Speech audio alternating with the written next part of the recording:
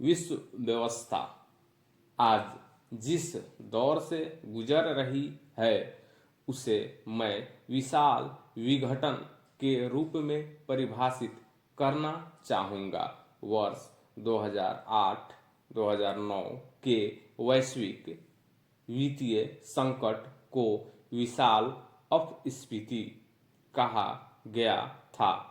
2020 की महामारी को विशाल लॉकडाउन का नाम दिया गया था। इन घटनाओं ने बड़े पैमाने पर आर्थिक प्रभाव डाला, लेकिन विश्व व्यवस्था को भंग नहीं किया। एक बार जब दुनिया समन्वित राजकोषीय और मौद्रिक नीति तथा तेजी से टीके के विकास के जरिए उनसे उबर गई तो हालात सामान्य हो गए। दूसरे विश्व युद्ध के बाद जो व्यवस्था बनी थी अब उसे भंग किया जा रहा है। ऐसा विरोधी ताकतें नहीं बल्कि अमेरिकी राष्ट्रपति खुद कर रहे हैं, जिनका मानना है कि उनके साझेदारों समेत दुनिया ने अमेरिका का फायदा उठाया है।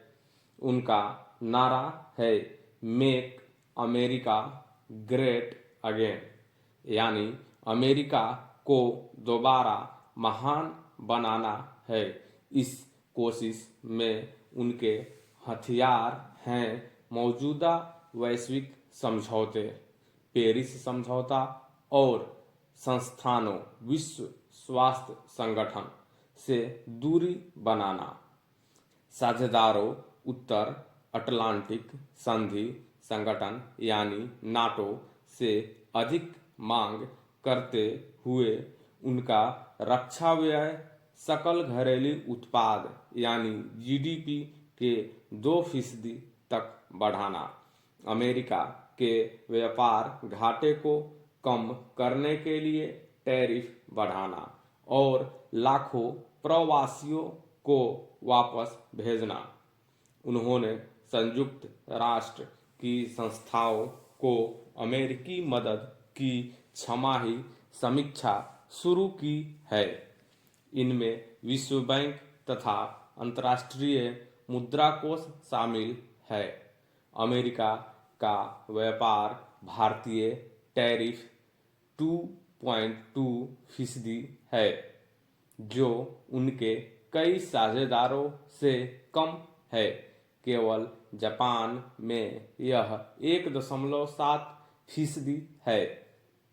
यूरोपीय संघ में यह टैरिफ 2.7%, चीन में 3%, कनाडा में 3.4%, मैक्सिको में 3.9%, वियतनाम में 5%, ब्राजील में 6.7%, दक्षिण कोरिया में 8.4% और भारत ट्रंप के शब्दों में टैरिफ किंग में 12% है।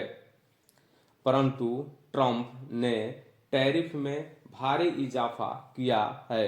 उन्होंने स्टील और एल्यूमीनियम पर 25% टैरिफ लगाया है।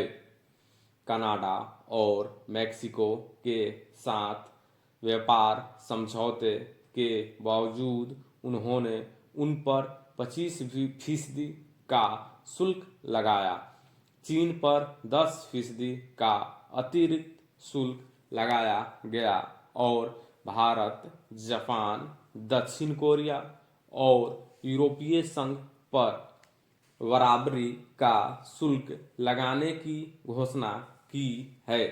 चीन ने बदले में अमेरिकी कृषि निर्यात पर 15% शुल्क लगाया, तो ट्रंप ने प्रतिक्रिया में टैरिफ 10% और बढ़ाने की घोषणा की। इसके परिणाम स्वरूप कीमतों में इजाफा होगा, ब्याज दरें उच्च रहेंगी और वैश्विक वृद्धि में धीमापन आएगा। आर्थिक नीति और व्यापार की अनिश्चितता बढ़ी है और शेयर बाजार तेजी से गिर रहे हैं। ट्रंप पहले स्वतंत्र रही एजेंसियों पर भी नियंत्रण चाह रहे हैं। ये एजेंसियां उपभोक्ताओं के संरक्षण और अर्थव्यवस्था के नियमन से जुड़ी है। कमजोर नियमन से शुरुआत में निवेश बढ़ सकता है। स्टॉक